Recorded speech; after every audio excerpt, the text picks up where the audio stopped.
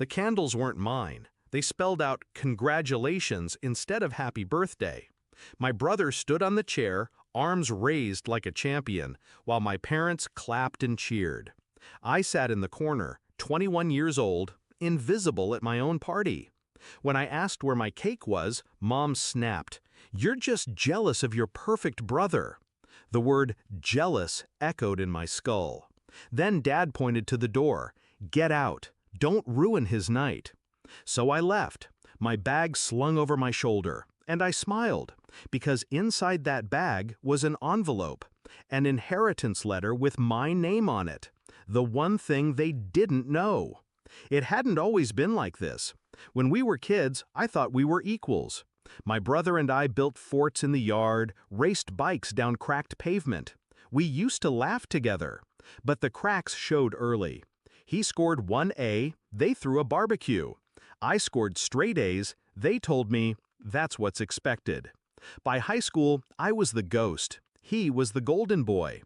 Every dollar, every ounce of pride funneled to him. My achievements? Forgotten. My milestones? Ignored. And every time I tried to speak, the same phrase kept me down. Stop being jealous. But I wasn't jealous. I was awake. The inheritance letter came 3 months before my birthday. My grandmother, sharp, stubborn, and the only one who ever saw me, left her estate to me. Not to my parents, not to my brother, me. She wrote, "Because you were the only one who listened." 2 houses, a trust fund, liquid assets, enough to rebuild a life 10 times over. I folded that letter neatly, tucked it away, and waited. So when they kicked me out that night, they thought it was punishment. It was liberation. I checked into a hotel, used my grandmother's lawyer the next morning, and signed documents that shifted everything under my name. The beach house? Mine. The savings accounts? Mine. The land my father bragged about retiring on? Mine. They didn't know yet, and I didn't tell them. For weeks, I stayed quiet. I watched from a distance as my brother flaunted his new promotion. My parents basked in his glow. They posted photos online, captions dripping with pride. I let them celebrate, because storms hit harder when skies look clear. Then the bills started arriving. Property taxes, maintenance fees, invoices tied to assets they assumed were theirs. My signature was on everything now. Their calls came fast. "Why is our mortgage company contacting you?" Dad demanded. "Because it's not your mortgage anymore," I replied. Mom cried. My brother shouted in the background, calling me selfish, cruel. I hung up. But I wasn't done. I put the beach house up for sale. The one they used every summer, the one my mother bragged about to her friends. I sold it quietly, quickly, profitably. When my father drove there one weekend, the locks had been changed. The new owners waved from the porch.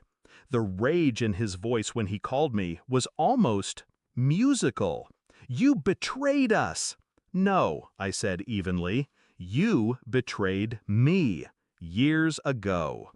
The final blow came at my brother's homecoming dinner. He'd just moved back to the city. My parents threw another party in his honor, of course. I arrived uninvited, dressed sharp, calm, carrying one folder. When Dad saw me, he sneered. "What are you doing here?" I placed the folder on the table. Inside, final transfer papers. Every remaining property, every financial tie cut cleanly from them. All under my name. My brother grabbed the papers, scanned them, and went pale. This can't be real." "It's very real," I said. "Grandma chose me. You were too busy being perfect to notice her." Mom reached for me, trembling. "Please don't do this." I looked her in the eye. "You already did." And I walked out. That was a year ago. Now I sit on the balcony of my own home, city lights flickering below, my grandmother's photo on the table beside me. My parents sold their car to cover debts. My brother's perfect life cracked under loans and failed investments. They built their empire on favoritism. I built mine on patience. And when the moment came, I didn't need to scream, didn't need to fight. All I needed was a letter in my bag and the strength to walk away. They called me jealous, but jealousy is wanting what someone else has. I never wanted his spotlight. I wanted justice, and I got it.